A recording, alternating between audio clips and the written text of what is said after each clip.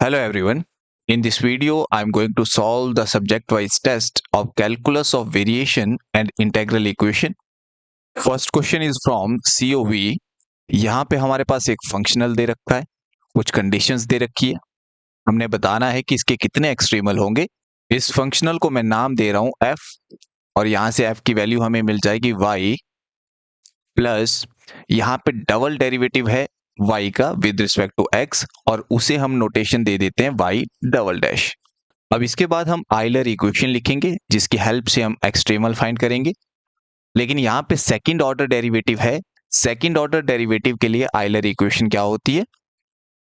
fy minus d over d x of fy dash plus यहाँ पे double derivative with respect to x और अंदर f का partial derivative with respect to y double dash equal to 0.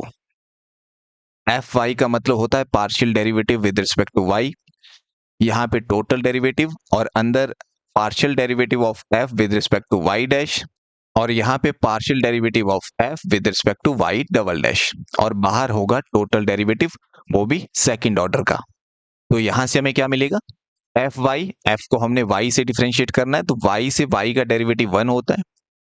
y double dash इस case में constant हो जाएगा क्योंकि पार्शियल डेरिवेटिव है, ये सिर्फ y का डेरिवेटिव करेगा. आगे minus d over d x f y dash, यानी पार्शियल डेरिवेटिव करना है y डैश के रिस्पेक्ट में, लेकिन यहाँ पे f में y डैश है ही नहीं तो यहाँ पे ये जो दोनों टर्म है वो कांस्टेंट होगी. कांस्टेंट का डेरिवेटिव 0 हमें मिलेगा प्लस आगे डबल डेरिवेटिव आ जाएगा और अंदर partial derivative with respect to y double dash. यहाँ पे ये टर्म कांस्टेंट हो जाएगी क्योंकि पार्शियल डेरिवेटिव है और y डबल डैश का partial derivative with respect to y double dash ये 1 होगा इक्वल टू 0 और यहाँ से हमें मिल जाएगा 1, ये वाला 0 हो गया और आगे 1 का डेरिवेटिव 0 होता है. यहाँ पे हमें 2 बार डिफरेंशिएट करना है तो 0 का फिर से 0 आ जाएगा तो यहाँ से हमें 0 मिला इक्वल टू 0.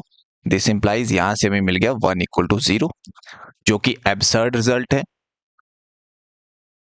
क्योंकि 1 0 के इक्वल नहीं होता है. तो ऐसे केस में फिर हमें नो सॉल्यूशन मिलता है. नो सॉल्यूशन का मतलब है यहाँ पे हमें कोई भी एक्सट्रीमल नहीं मिलेगा. तो यहाँ से ऑप्शन डी हमारा सही ऑप्शन होगा. क्वेश्चन नंबर 2 में हमारे पास ये फंक्शनल दिया है और कुछ एक कंडीशंस दी है. हमने बताना था कि k की किस वैल्यू के लिए ये फंक्शनल पाथ इंडिपेंडेंट होगा. तो यहाँ पे f की वैल्यू ये है. यहाँ पे आपको डबल डेरिवेटिव दिख रहा है यानी सेकंड ऑर्डर की आइलर इक्वेशन यहाँ पे यूज होगी जो कि हमने अभी पढ़ी थी. वो होती है f y minus d over d x f y dash, आगे फिर प्लस आता है d square upon d x square f y double dash equal to 0. This implies यहाँ से हमें क्या मिलेगा? सबसे पहले हमने f को डिफरेंशिएट करना है y से पार्शियली. यहाँ पे y नहीं है तो ये कांस्टेंट होगा, इसका डेरिवेटिव 0. आगे यहाँ पे y है, y का डेरिवेटिव 1 आ जाएगा लेकिन y के साथ ये भी मल्टीप्लाई में होगा तो ये वहां पे कांस्टेंट रहेगा. तो यहां से हमें मिलेगा y डबल डैश प्लस आगे यहाँ पे y है, y के साथ जो बाकी है वो कांस्टेंट रहेगा यानी k x और y डैश कांस्टेंट होगा. y का derivative with respect to y 1 होगा और आगे प्लस यहाँ पे y स्क्वायर है, y स्क्वायर का डेरिवेटिव 2y आ जाएगा. आगे फिर ये वाला माइनस आएगा, फिर d ओवर डी एक्स और ब्रैकेट में y डैश से हम डिफरेंशिएट करेंगे. यहाँ पे y डैश का स्क्वायर है, इसका डेरिवेटिव करेंगे तो हमें मिलेगा 2y डैश. यहाँ पे भी y डैश है, इसका डेरिवेटिव करेंगे तो 2 कांस्टेंट होगा यहाँ पे, साथ में ये मल्टीप्लाई हो रहा है तो 2y डबल डैश कांस्टेंट आएगा और y डैश का y डैश के रिस्पेक्ट में 1 आ जाता है प्लस अब यहाँ पे y डैश है, बाकी चीजें कांस्टेंट रहेगी तो k x y यहाँ पे कांस्टेंट रहेगा, y डैश का 1 होगा और यहाँ पे ब्रैकेट क्लोज हो जाएगा और आगे आएगा प्लस डबल डेरिवेटिव ऑफ. अब क्योंकि आगे हमें y डबल डैश से डेरिवेटिव करना है, यहाँ पे y डबल डैश है नहीं तो इसका डेरिवेटिव 0 आ जाएगा. अब यहाँ पे y डबल डैश है, इसके साथ ये टर्म कांस्टेंट रहेगी क्योंकि ये मल्टीप्लाई में है तो यहाँ आ जाएगा y प्लस 2y डैश। और यहाँ पे भी डबल डेरिवेटिव नहीं है, आगे भी डबल डेरिवेटिव नहीं है, तो यहां से हमें यही मिलेगा इक्वल टू 0। अब इसे आगे सॉल्व करते हैं, तो यहां से मिला y double dash k x y dash plus 2y minus, अब अंदर डेरिवेटिव कर रहे हैं, ये टोटल डेरिवेटिव है, x के रिस्पेक्ट में हो रहा है, तो यहाँ पे y डैश का डेरिवेटिव क्या होगा, 2 तो कांस्टेंट है, y डैश का डेरिवेटिव y डैश होता है dy अपॉन dx। ये नोटेशन हमने dy अपॉन dx के लिए दी थी, एक डेरिवेटिव और आ गया, तो यहाँ पे बनेगा d square y upon d x square, और उसे हम नोटेशन देंगे y डबल डैश। अब आगे यहाँ पे क्योंकि बाहर माइनस है तो यहाँ पे माइनस आ जाएगा, 2 कांस्टेंट है, बाई डबल डैश यहाँ पे है, इसे डिफरेंशिएट करना है x से एक बार, तो यहाँ पे डेरिवेटिव एक और हो जाएगा, यानी बाई ट्रिपल डैश आएगा। उसके बाद यहाँ पे आगे प्लस है, बाहर माइनस है, माइनस से ब्रैकेट खुलेगा, यहाँ भी माइनस आ जाएगा, यहाँ पे k रहेगा, लेकिन अंदर दो फंक्शन है x और y, तो यहाँ पे प्रोडक्ट रूल लगेगा। एक बार क्या होगा, x as it is, y का डेरिवेटिव आ जाएगा y डैश, प्लस फिर दूसरी बार y as it is, x का derivative with respect to x 1 होगा, यहाँ पे ब्रैकेट क्लोज, प्लस आगे आ जाएगा इसका डबल डेरिवेटिव, और इसका डबल डेरिवेटिव क्या होगा, एक बार डिफरेंशिएट किया y डैश, दूसरी बार किया तो बाई डबल डैश।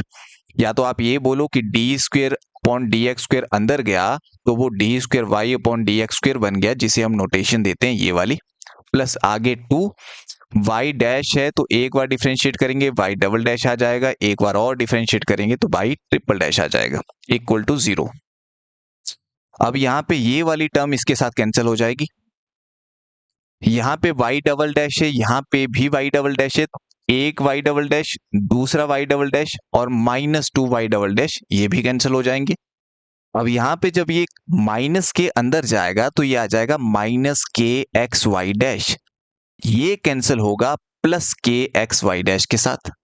हमारे पास रहेगा क्या, यहां से हमारे पास रहेगा 2y, और यहां से हमारे पास रहेगा, क्योंकि बाहर माइनस के था, ये माइनस के अंदर मल्टीप्लाई करेगा इसमें, तो माइनस के वाई इक्वल टू 0, और यहां से हमें मिल जाएगा y कॉमन आ जाएगा, अंदर रह जाएगा 2 माइनस के इक्वल टू 0। अब इसके बाद क्वेश्चन में लिखा था कि हमने k की वैल्यू फाइंड करनी है, जिसके लिए ये फंक्शनल पाथ इंडिपेंडेंट होगा।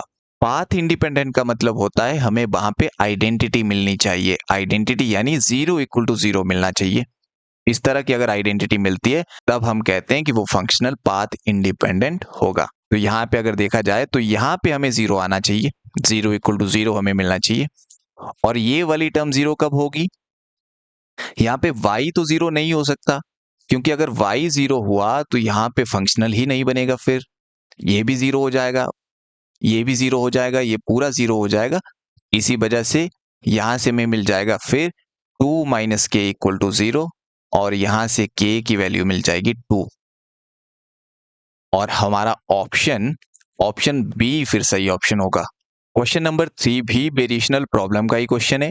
यहाँ पे फंक्शनल ये दे रखा है, तो f हमारे पास है d y upon d x, जिसे हम नोटेशन देते हैं y डैश, और बाहर इसका स्क्वायर है y डैश स्क्वायर, माइनस यहाँ पे y स्क्वायर है, ये हमारे पास फंक्शनल है। अब हम यहाँ पे इसके लिए आइलर इक्वेशन लिखेंगे, क्योंकि यहाँ पे फर्स्ट ऑर्डर डेरिवेटिव है, इसलिए आइलर इक्वेशन होती है f y minus d over d x f y dash equal to 0।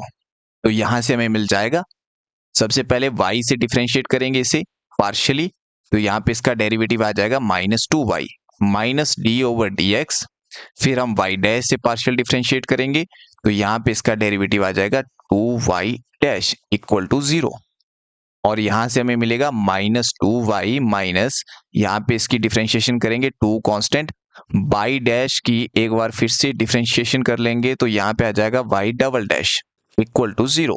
अब आपने इसमें भी कंफ्यूज नहीं होना है, क्योंकि जो ये पार्शियल डेरिवेटिव होता है, अगर मान लो ऐसा हो y डैश के रिस्पेक्ट में, तो y डैश का फिर y डैश के रिस्पेक्ट में पार्शियल डेरिवेटिव बना जाएगा।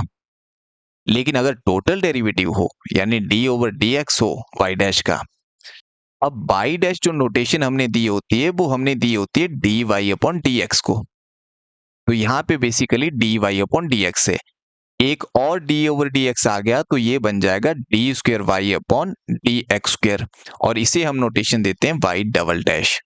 तो यहां से हमें ये मिल गया। अब इसके बाद आगे चलते हैं। यहां से माइनस टू हमने कॉमन लिया और उसे जीरो की तरफ भेजा, वो जीरो हो जाएगा, तो हमें यहां से मिलेगा y double dash plus y equal to zero. अब ये क्योंकि सेकंड ऑर्डर डिफरेंशियल इक्वेशन है तो इसकी ऑक्सिलरी इक्वेशन हम लिखेंगे, वो हो जाएगी, डबल डेरिवेटिव है तो उसके लिए notation d square plus y notation में नहीं आता है तो वाई बाहर कॉमन लेते हैं तो इसकी जगह पे वन रहता है इक्वल टू जीरो। और यहां से हमें डी की वैल्यू मिल जाएगी, पहले डी स्क्वायर हमें मिला इक्वल टू -1 और डी मिल जाएगा प्लस माइनस आयोटा।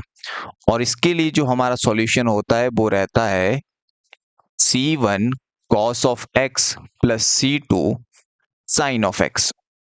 अब हमारे पास दो कंडीशन दे रखी थी, y of 0 equal to 1 and y of 2 pi equal to 1। यानी दो कंडीशन दे रखी है, y ऑफ 0 इक्वल टू 1 और y of 2 pi equal to 1। अब इन कंडीशन से हमें C1 और C2 की वैल्यू मिलेगी। तो हमने यहाँ पे x को 0 रखना है और y को हमने 1 रखना है, तो यहाँ से मिलेगा y को 1 रखा, x को 0 रखेंगे तो साइन 0 यहाँ पे 0 हो जाएगा, cos 0 1 होता है तो यहाँ से हमें C1 मिल जाएगा। C1 की वैल्यू हमें मिल गई 1। और उसके बाद हम x को रखेंगे 2 पाई और y को रखेंगे 1, तो उस केस में y की जगह 1 आ जाएगा। और यहाँ पे साइन 2 पाई ये 0 हो जाता है और cos 2 पाई 1 होता है, तो यहां से हमें मिल जाएगा। और साथ में C1 की वैल्यू क्योंकि 1 थी, ये 1 था, इसकी वैल्यू हमें 1 मिली, आगे वाला हमें 0 मिला, तो यहां से हमें 1 मिल जाएगा। तो यहां से हमें मिला 1 इक्वल टू 1। एब्सर्ड रिजल्ट नहीं मिला, जैसे हमें एक क्वेश्चन में मिला था 1 इक्वल टू 0, उस केस में फिर नो सॉल्यूशन होता है, नो एक्सट्रीमल। यहाँ पे एब्सर्ड रिजल्ट नहीं है, लेकिन साथ में C1 की वैल्यू तो हमें मिल गई, लेकिन C2 की वैल्यू हमें नहीं मिली। अब C2 की अगर वैल्यू हमें नहीं मिली तो इस केस में फिर C2 आर्बिट्रेरी होगा और ऐसे केस में फिर इनफाइनाइट सॉल्यूशन हमें मिलते हैं। तो यहां से जो ऑप्शन हमारा सही होता वो इनफाइनाइटली मैनी, यानी ऑप्शन डी सही ऑप्शन होना था। क्वेश्चन नंबर 4 में हमें रिजॉल्वेंट कर्नल फाइंड करना है इस इंटेग्रल इक्वेशन का। तो सबसे पहले यहाँ पे ये जो फंक्शन दे रखा है फाई ऑफ जाई, इसके साथ जो आगे होता है वो कर्नल होता है। यहाँ पे कुछ नहीं है इसलिए हम यहाँ पे 1 लगा देंगे, तो हमें यहाँ पे कर्नल की वैल्यू मिल गई, जो कि फंक्शन रहता है x और t का, उसकी वैल्यू मिल गई 1। अब ये जो कर्नल होता है ये इक्वल होता है k1xt के। अब इसके बाद रिजॉल्वेंट कर्नल फाइंड करने के लिए हम क्या करते हैं, k2 फाइंड करते हैं, यानी k2xt। और इसे कैसे फाइंड करते हैं, इसका फॉर्मूला रहता है इंटीग्रेशन। अब यहाँ पे क्योंकि ये फ्रीडल-हॉम इंटीग्रल इक्वेशन है, फ्रीडल-हॉम इसलिए क्योंकि यहाँ पे दोनों जो लिमिट दे रखी है वो कांस्टेंट है, तो इस केस में आपने यही लिमिट उठानी है। अगर ये वोल्टेरा इक्वेशन होती, यानी एक लिमिट इसमें वेरिएबल होती, तो उस केस में हम यहाँ पे लिमिट t से x रखते हैं। वैसा इक्वेशन हम आगे करेंगे। तो यहाँ पे लिमिट 0 से 1/2 आ जाएगी और अंदर फॉर्मूला रहता है k xs और यहाँ पे k1 st और ds। यहाँ पे आप वेरिएबल कुछ और भी ले सकते हैं s की जगह पे, और इसकी वैल्यू हमें यहाँ से मिल जाएगी 0 से 1/2। इसकी वैल्यू क्योंकि k xt की वैल्यू हमारे पास 1 थी, अंदर वेरिएबल चेंज भी करेंगे तब भी इसकी वैल्यू 1 ही रहेगी क्योंकि कांस्टेंट वैल्यू है। इसकी वैल्यू हमें 1 मिली और k1 की वैल्यू भी यही थी, तो यहां से भी हमें 1 मिल जाएगा, साथ में आएगा ds। और यहाँ पे ds की इंटीग्रेशन होती है s, अपर लिमिट रहेगी 1/2, lower limit 0, upper limit minus lower limit, वहां से हमें 1/2 मिल जाएगा। अब इसी तरह से हम k3 फाइंड करेंगे। k3 का फॉर्मूला रहता है 0 से हाफ, ये लिमिट यही रहेगी, यहाँ पे kxs रहेगा, लेकिन आगे k1 की जगह पे अब k2 आ जाता है, तो यहां से हमें मिलेगा 0 से 1/2, इसकी वैल्यू थी 1, इसकी वैल्यू है हाफ, आगे ds है, 1/2 बाहर निकला, ds की इंटीग्रेशन s हुई 0 से 1/2, तो यहां से हमें मिल जाएगा 1/2 का स्क्वायर। अब इसी तरह से आगे हम फाइंड करेंगे तो हमें यहां से kmxt की वैल्यू क्या मिलेगी। जैसे यहाँ पे k3 फाइंड किया तो यहाँ पे पावर 2 थी, पीछे हमने k2 फाइंड किया तो यहाँ पे 2 की पावर नीचे 1 थी, एक कम पावर हमें मिल रही है, 3 में पावर 2 मिली, तो यहां से हमें मिल जाएगा 2 की पावर, क्योंकि m है तो पावर m से एक कम यानी m-1 रहेगी। अब रिजॉल्वेंट कर्नल का क्या फॉर्मूला रहता है? इसका फॉर्मूला रहता है यहाँ x t lambda equal to summation m from 1 से इंफिनिटी लैम्डा की पावर m-1 और साथ में के एम एक्स कॉमा टी। अब ये लैम्डा क्या होता है? इंटेग्रल इक्वेशन में इंटेग्रल के बाहर जो यहाँ पे होगा वो लैम्डा की वैल्यू होगी। यहाँ पे 1 है तो लैम्डा की वैल्यू 1 रहेगी, तो इस केस में हमारे पास क्या रहेगा? हमें मिलेगा समीशन m इक्वल टू 1 से इंफिनिटी 1 की पावर m-1 वो 1 हो जाएगा, आगे इसकी वैल्यू हमारे पास थी 2 की पावर m-1। अब इसे ओपन करेंगे, m को 1 रखने पे हमें यहाँ पे 1/2 की पावर 0 यानी 1 मिलेगा, प्लस आगे 2 मिल जाएगा और आगे नीचे 2 स्क्वायर मिल जाएगा, सो ऑन। ये इनफाइनाइट सीरीज हमें मिलेगी जो कि इनफाइनाइट जीपी सीरीज है। और इनफाइनाइट जीपी सीरीज का जो सम होता है वो a/1 - r के इक्वल होता है। a होती है फर्स्ट टर्म, r होता है कॉमन रेशियो यानी second term divided by first term, जो कि यहाँ पे 1/2 डिवाइडेड बाई 1 यानी हाफ आएगा। तो यहाँ से हमें आंसर मिलेगा a फर्स्ट टर्म यहाँ पे 1 है, 1/1 माइनस 1/2 यानी 1/1/2 विच इज इक्वल टू 2। तो यहाँ से हमें रिजॉल्वेंट कर्नल की वैल्यू मिली 2, तो यहाँ से हमारा ऑप्शन सी सही ऑप्शन होगा। इसमें तो मैंने आपको पूरी प्रोसेस एक्सप्लेन की, लेकिन जब आप इसके क्वेश्चन एक दो सॉल्व करोगे फिर आपको एक पैटर्न दिखना स्टार्ट हो जाता है, फिर इतनी कैलकुलेशन करने की जरूरत आपको एग्जाम में नहीं पड़ेगी। क्वेश्चन नंबर 5 में भी हमें रिजॉल्वेंट कर्नल फाइंड करना है। इंटेग्रल इक्वेशन ये हमारे पास दे रखी है, इस बार वोल्टेरा इंटेग्रल इक्वेशन है क्योंकि यहाँ पे पावर में वेरिएबल लिमिट है x, और यहाँ पे कर्नल की वैल्यू ये वाली दे रखी है क्योंकि जो ये फंक्शन होता है उसके साथ कर्नल होता है, तो यहाँ से हमें k of x comma T की वैल्यू मिल जाएगी e की पावर t माइनस एक्स, जो कि इक्वल होता है k1 x ऑफ t के। साथ में यहाँ पे लैम्डा की वैल्यू 1 दे रखी है, लैम्डा यहाँ इंटेग्रल के बाहर होता है। अब हम k2 निकालेंगे, k2 हमें क्या मिल जाएगा? k2 हमें मिल जाएगा इंटीग्रेशन, क्योंकि इस बार वोल्टेरा इंटेग्रल इक्वेशन है, पावर यहाँ पे x है तो इसमें लिमिट आपने t से x लेनी है। आगे यहाँ पे क्या आता है? k of x comma S और k1 s comma T ds, और यहाँ से हमें मिलेगा t से x, इसकी वैल्यू कितनी मिल जाएगी?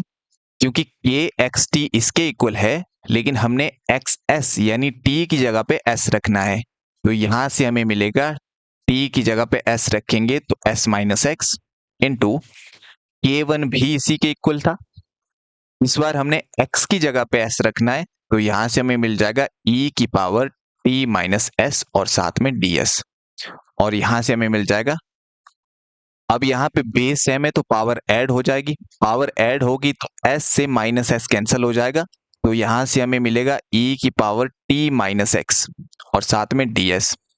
अब यहाँ पे इस फंक्शन में s नहीं है, इंटीग्रेशन s के रिस्पेक्ट में हो रही है, तो ये कांस्टेंट होगा, बाहर निकल जाएगा, ds की इंटीग्रेशन आ जाएगी आपकी s और लिमिट रहेगी t से x, और यहाँ से हमें मिल जाएगा e की power t minus x, upper limit यहाँ पे पुट कर देंगे तो ये आ जाएगा x और लोअर लिमिट में हमें t मिलेगा। k2 की वैल्यू हमें ये वाली मिल गई। अब इसी तरह से हम k3 फाइंड करेंगे। k3 में क्या रहेगा? लिमिट रहेगी t से x, यहाँ पे आ जाएगा k x और s, आगे आ जाएगा k2 और साथ में s और t ds, और यहां से हमें मिलेगा t से x, इसकी वैल्यू हमारे पास कितनी थी? ये हमने पीछे भी पुट की थी, यहाँ पे e की पावर s माइनस एक्स और साथ में k2 की वैल्यू चाहिए, लेकिन x की जगह पे हमने s रखना है, k2 की वैल्यू ये वाली थी, x की जगह पे s रखना है, तो ये आ जाएगा e की पावर t माइनस एस और s माइनस टी ds, और यहां से हमें मिल जाएगा इंटीग्रेशन रहेगी t से x, और यहाँ पे minus S plus S cancel हो जाएगा, और ये आ जाएगा e की पावर t माइनस एक्स और साथ में आगे s माइनस टी। ds। और इसके बाद यहां से हमें मिल जाएगा, ये कांस्टेंट है, ये बाहर निकल जाएगा, e की पावर t माइनस एक्स। अब इसकी इंटीग्रेशन हमने करनी है। अब यहाँ पे अंदर का डेरिवेटिव अगर देखें तो s का डेरिवेटिव s के रिस्पेक्ट में 1 होता है, t का डेरिवेटिव s के रिस्पेक्ट में 0 होगा। तो इस पूरे का डेरिवेटिव 1 है जो इसके साथ में है। अब यहाँ पे इंटीग्रेशन का वो फॉर्मूला यूज होगा, कोई फंक्शन f है, उसकी पावर n है, आगे उसका डेरिवेटिव है, तो इसका आंसर आता है, पावर में 1 ऐड हो जाता है और वो नीचे भी आता है। तो इसी वजह से यहाँ पे आ जाएगी इसकी इंटीग्रेशन, इसका स्क्वायर डिवाइडेड बाई 2। फिर upper limit lower limit put करेंगे तो यहां से हमें मिल जाएगा x माइनस टी का होल स्क्वायर डिवाइडेड बाई 2, और 2 होता है 2 फैक्टोरियल के इक्वल। इसी तरह से पीछे यहाँ पे नीचे हम 1 फैक्टोरियल लिख सकते हैं। अगर इसके बाद आप k4 फाइंड करेंगे तो वहां पे आपको यहाँ पे पावर 3 मिलेगी और नीचे आएगा 6, जिसे हम 3 फैक्टोरियल लिख सकते हैं। हम एक पैटर्न ढूंढ रहे हैं, तो इसी वजह से जब हम पैटर्न में km को लिखेंगे, km हमें मिलेगा e की पावर t माइनस एक्स, ये तो आ ही रहा है सब में फैक्टर, और x माइनस टी की पावर, जैसे यहाँ पे 3 था तो पावर 3 से 1 कम 2 थी, तो m के केस में m माइनस 1 पावर रहेगी। नीचे यहाँ पे 2 फैक्टोरियल था, 1 कम था, यहाँ पे m माइनस 1 फैक्टोरियल रहेगा। तो यहाँ से हमें रिजॉल्वेंट कर्नल कितना मिल जाएगा, उसका फॉर्मूला रहता था समेशन m फ्रॉम 1 से इंफिनिटी लैम्डा की पावर m माइनस 1। लैम्डा की वैल्यू हमारे पास 1 थी जो हमने स्टार्टिंग में देखी थी, और उसके साथ आता है km, और km की वैल्यू हमारे पास ये है e की power t minus x, x minus T, इसकी पावर m माइनस 1, और नीचे m माइनस 1 फैक्टोरियल। अब यहाँ पे इस फैक्टर में आपका m नहीं है तो ये बाहर निकल जाएगा समीशन के, e की पावर t माइनस एक्स। अंदर यहाँ पे m है तो m को हम पुट कर देंगे। अब पहले 1 पुट करेंगे तो ऊपर पावर 0 आ जाएगी, और नीचे भी यहाँ पे 0 फैक्टोरियल होगा, 0 फैक्टोरियल 1 होता है, तो यहाँ से हमें 1 मिलेगा। उसके बाद प्लस, फिर यहाँ पे m को 2 रखेंगे तो आगे आ जाएगा x minus T upon 1 factorial, और उसके बाद x माइनस टी का square upon 2 factorial plus so on. अब आपने एक एक्सपेंशन सीरीज पढ़ी होगी e की पावर x की, जो होती है 1 plus x upon 1 factorial plus x square upon 2 factorial plus so on. यहाँ पे x की जगह पे x माइनस टी है, तो जो इसकी एक्सपेंशन सीरीज बनेगी वो बनेगी e की पावर x माइनस टी। तो यहां से मिलेगा e की power t minus x into e की power x minus T. Base m है, पावर ऐड होगी तो माइनस एक्स प्लस एक्स 0 हो जाएगा, t माइनस टी 0 हो जाएगा, तो यहां से e की पावर 0 यानी 1 आंसर हमें मिलेगा। तो इसका रिजॉल्वेंट कर्नल 1 रहेगा। आप इस तरह के 2-4 क्वेश्चन प्रैक्टिस करोगे तो फिर उसके बाद आपको पैटर्न दिखना ऐसे ही स्टार्ट हो जाता है। आप क्वेश्चन को देख के भी बोल सकते हो कि इसका आंसर क्या आने वाला है।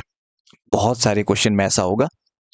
क्वेश्चन नंबर 6 हमारे पास था, हमें इस डिफरेंशियल इक्वेशन के कॉरस्पॉन्डिंग इंटेग्रल इक्वेशन बतानी थी कौन सी होगी जो इन कंडीशन को सेटिस्फाई करती है। तो ऐसे क्वेश्चन में सबसे पहले कंडीशन से ही चेक कर लेना चाहिए कि क्या कोई ऑप्शन डिस्कार्ड तो नहीं हो रहा है।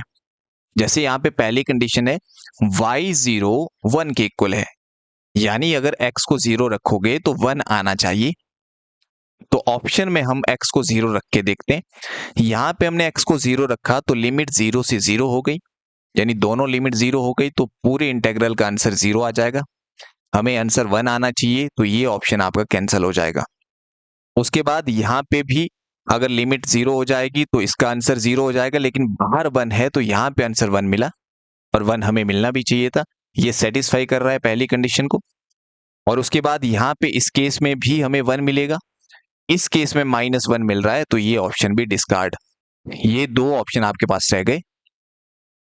उसके बाद आप सेकंड कंडीशन भी चेक कर सकते हो, लेकिन उसके लिए आपको पाई का डेरिवेटिव फाइंड करना पड़ेगा। और डेरिवेटिव जब फाइंड करोगे तो यहाँ पे लेबनिट्ज रूल लगेगा, डेरिवेटिव अंडर इंटीग्रेशन। अब हम क्या करते हैं, इसे प्रॉपर सॉल्व करते हैं इस इक्वेशन से। कैसे सॉल्व करेंगे, यहाँ पे डबल डेरिवेटिव दे रखा है, डबल डेरिवेटिव को हम नोटेशन देते हैं y double dash plus y equal to 0 है। दोनों साइड इंटीग्रेशन कर लेते हैं। आपको यहाँ पे लिमिट दिख रही है 0 से x, तो हम भी लिमिट 0 से x रखेंगे।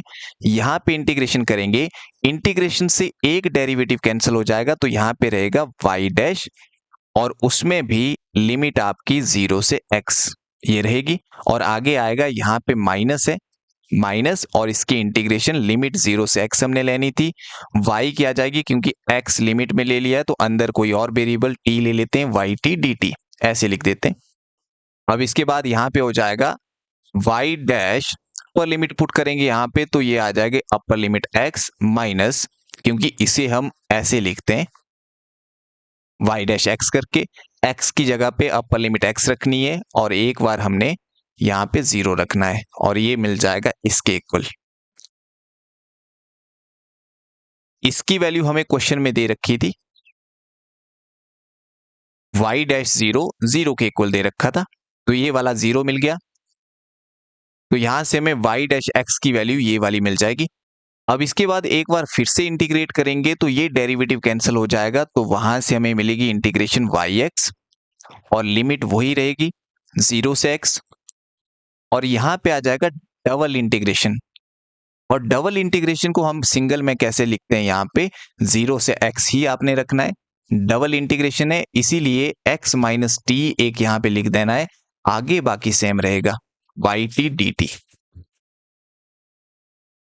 और अब यहाँ पे अपर लिमिट पुट करेंगे तो ये आ जाएगा y of x minus lower limit put करेंगे y ऑफ 0 मिलेगा, और y ऑफ 0 की वैल्यू हमें दे रखी थी 1,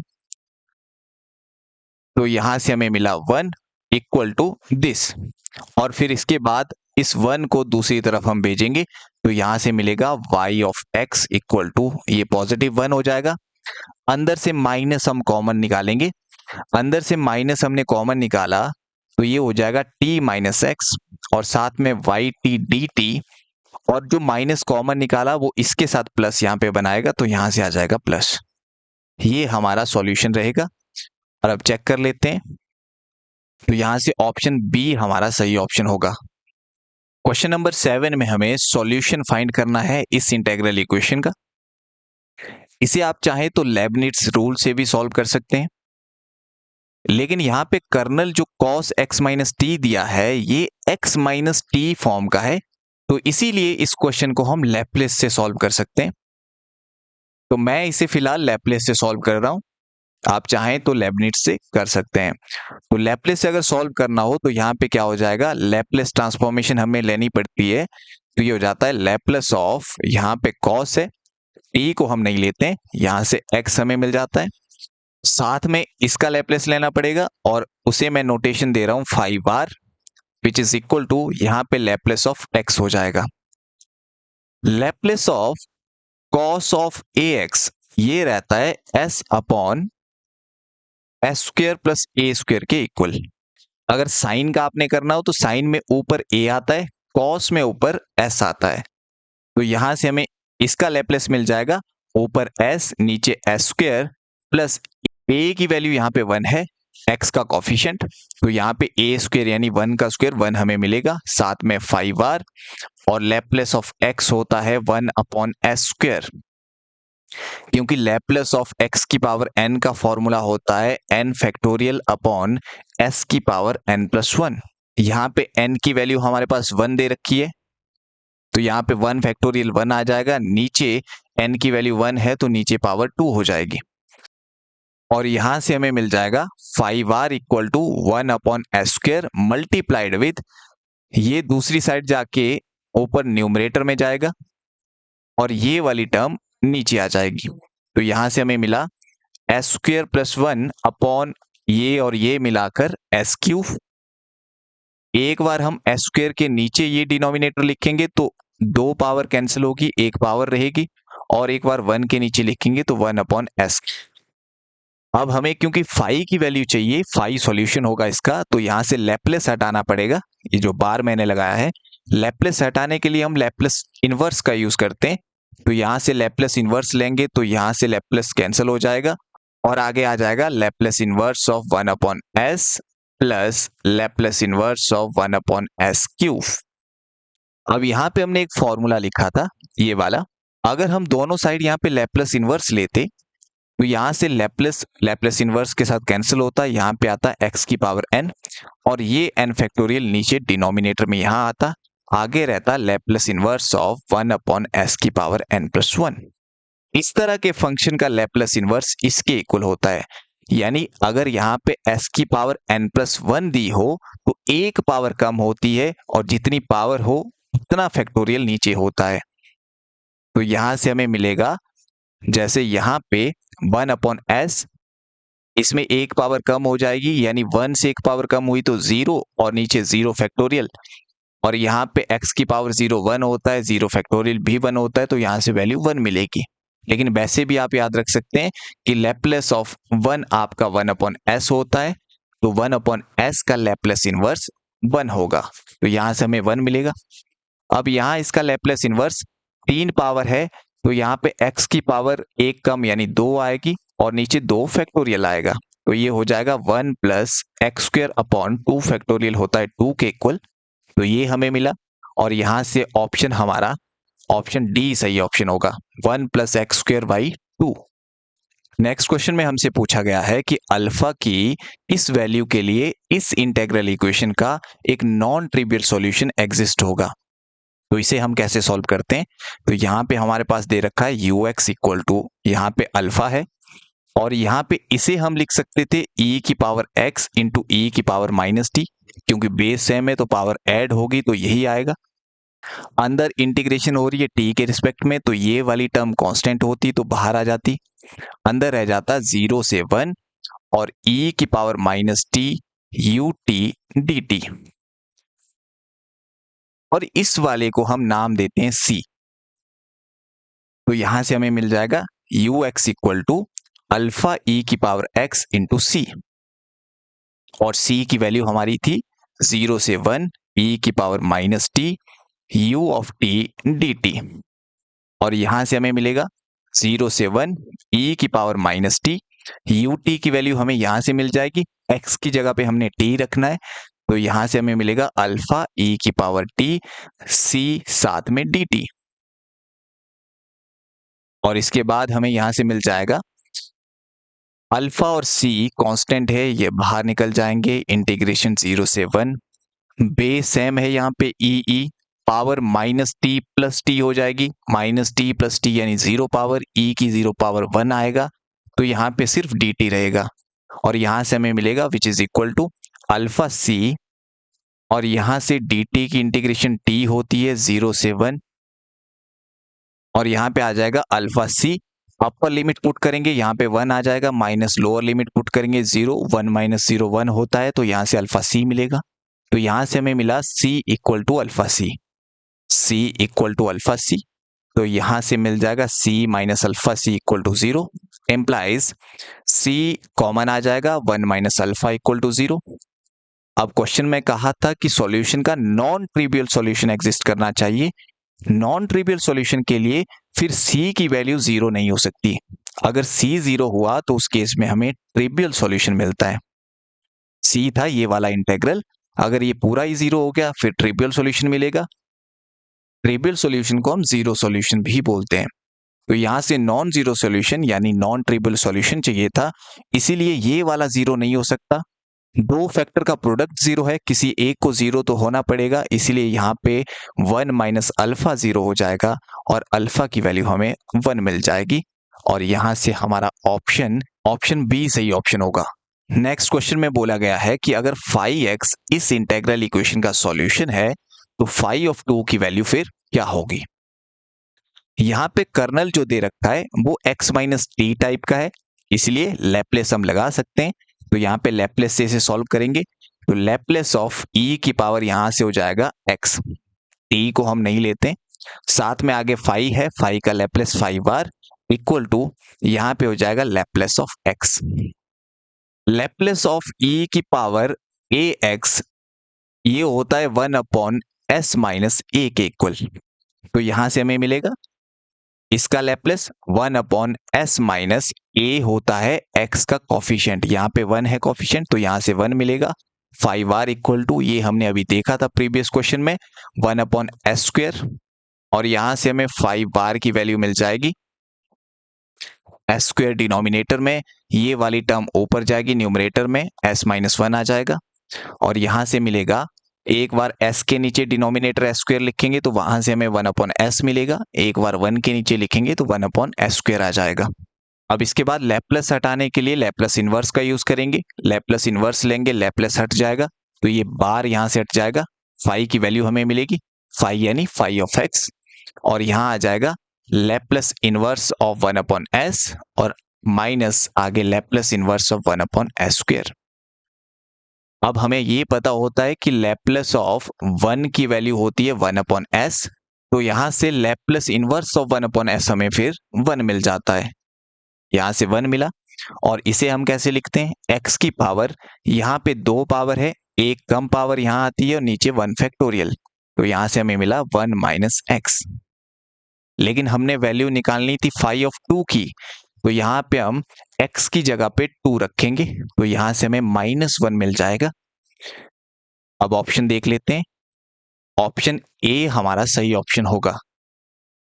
नेक्स्ट क्वेश्चन है क्वेश्चन नंबर 10। यहां पे भी हमें सॉल्यूशन फाइंड करना है, और यहाँ पे जो कर्नल है वो भी x - t की फॉर्म का है, तो इसे आप लैप्लेस से कर सकते हैं, या फिर आप यहाँ पे लेवनिट्स रूल का यूज भी कर सकते हैं। अगर मान लो इसे लैप्लेस से करें तो यहाँ पे आ जाएगा लैप्लेस ऑफ e की पावर x, आगे यहाँ पे s ऑफ t है, इसके लैप्लेस को मैं s बार लिख रहा हूं, आगे फिर साइन x का लैप्लेस होगा। अब इसका फॉर्मूला हमने देख लिया, इसका लैप्लेस होता है 1/s-1, साथ में s बार इक्वल टू, और साइन x का भी हमने फॉर्मूला देख लिया। अब साइन ax के लैप्लेस का फॉर्मूला मैंने आपको बताया था कि ऊपर a आता है, नीचे s² प्लस a² आता है, और a होता है x का कॉफिशिएंट, यहाँ पे कॉफिशिएंट 1 है तो ये 1/s² प्लस 1 आएगा, और यहां से हमें s बार की वैल्यू मिल जाएगी, ये वाला ऊपर न्यूमरेटर में चला जाएगा तो s-1 नीचे s² प्लस 1 आ जाएगा, और यहां से हमें मिल जाएगा s बार इक्वल टू, एक बार s के नीचे लिखेंगे s/s² प्लस 1 माइनस एक बार 1 के नीचे लिखेंगे s² प्लस 1। अब इसके बाद लैप्लस इनवर्स यहां पे ले लेंगे, लैप्लस इनवर्स लेंगे तो यहां से बार कैंसिल होगा, ये s ऑफ x आ जाएगा। इसका लैप्लस इनवर्स क्या होगा, क्योंकि ये जो फंक्शन है ये cos का लैप्लस होता है, cos x का लैप्लस, इसका अगर लैप्लस लेना हो तो वो होता है s/s² प्लस 1 का स्क्वायर, क्योंकि यहाँ पे x का कॉफिशिएंट 1 है। अब ये cos का लैप्लस होता है तो इसका लैप्लस इनवर्स लेंगे वो फिर cos x आ जाएगा। सिमिलरली यहाँ पे ये हमने अभी देखा कि ये साइन का लैप्लस होता है, अगर ये साइन का लैप्लस है, जैसे लैप्लस ऑफ साइन x इसके इक्वल है, तो दोनों साइड लैप्लस इनवर्स लेंगे तो यहाँ पे लैप्लस कैंसिल हो जाएगा, और इसका लैप्लस हमें मिल जाएगा साइन x, तो यहाँ पे हमारे पास साइन x आएगा। और यहाँ पे ऑप्शन अगर देखें तो ऑप्शन ए हमारा सही ऑप्शन होगा। अगर मान लो इसे लेबनिट्स रूल से करना हो तो कैसे करेंगे, मैं यहाँ पे इसे इरेज कर देता हूँ। अब इसे लेबनिट्स से करने के लिए दोनों साइड डिफरेंशिएट करना पड़ेगा, तो यहाँ पे डेरिवेटिव लेना पड़ेगा और साथ में यहाँ पे भी डेरिवेटिव आएगा। जब डेरिवेटिव अंदर जाता है अंडर इंटीग्रल साइन, तब लेबनिट्स रूल लगता है, वहां से हमें क्या मिलता है, 0 से x, अंदर जाके ये पार्शियल डेरिवेटिव बन जाता है, और यहाँ पे पार्शियल डेरिवेटिव होगा e की पावर x माइनस t का, और आगे s ऑफ t dt ऐसे आएगा, और उसके बाद आगे आता है प्लस, और फिर आगे होती है डिफरेंशिएशन अपर लिमिट की। अपर लिमिट यहाँ पे x है तो x की डिफरेंशिएशन होगी, और आगे क्या होगा, यहाँ पे जहां भी t आपको मिलेगा वहां पे आपने ये अपर लिमिट रखनी होती है, यानी t की जगह पे हम x रखेंगे, तो यहाँ पे आ जाएगा x माइनस आगे t था, इसकी जगह पे आपने x रखना है, और इसी तरह से आगे यहाँ पे t था, इसकी जगह पे x रखेंगे। dt की जरूरत नहीं है क्योंकि यहाँ पे इंटीग्रेशन नहीं होती है, और उसके बाद माइनस d/dx, अब यहाँ पे डेरिवेटिव होता है लोअर लिमिट का, लोअर लिमिट 0 है, और जैसे हमने अपर लिमिट यहाँ पे t की जगह पे रखी थी, इस बार हम लोअर लिमिट रख देंगे, तो यहाँ पे t की जगह पे आ जाएगा 0 आगे s of 0 equal to sine x का डेरिवेटिव cos x। और यहां से हमें मिल जाएगा 0 से x। इसकी अगर डिफरेंशिएशन करेंगे x के रिस्पेक्ट में e की वही रहती है और आगे आ जाएगा s ऑफ t साथ में dt प्लस x की डिफरेंशिएशन x के रिस्पेक्ट में 1 होती है, e की पावर x माइनस एक्स यानी e की पावर 0 वहां से भी 1 मिलेगा और आगे आ जाएगा फिर s ऑफ x। यहाँ पे 0 की डिफरेंशिएशन 0 होती है तो ये पूरा 0 हो जाएगा equal to cos of x। अब हमें यहाँ पे सॉल्यूशन चाहिए था, सॉल्यूशन होगी s की वैल्यू और इसकी वैल्यू हमें मिल जाएगी क्वेश्चन से ही, क्योंकि ये जो था वो साइन x के इक्वल था। तो यहां से हमें मिल जाएगा इसकी वैल्यू साइन x थी, दूसरी साइड जाके ये cos x minus sine x हो जाएगा। तो यहां से भी हमें वही सॉल्यूशन मिलेगा। तो ये थे हमारे सब्जेक्ट वाइज टेस्ट के सॉल्यूशन। अब मिलते हैं नेक्स्ट वीडियो के साथ। So thank you.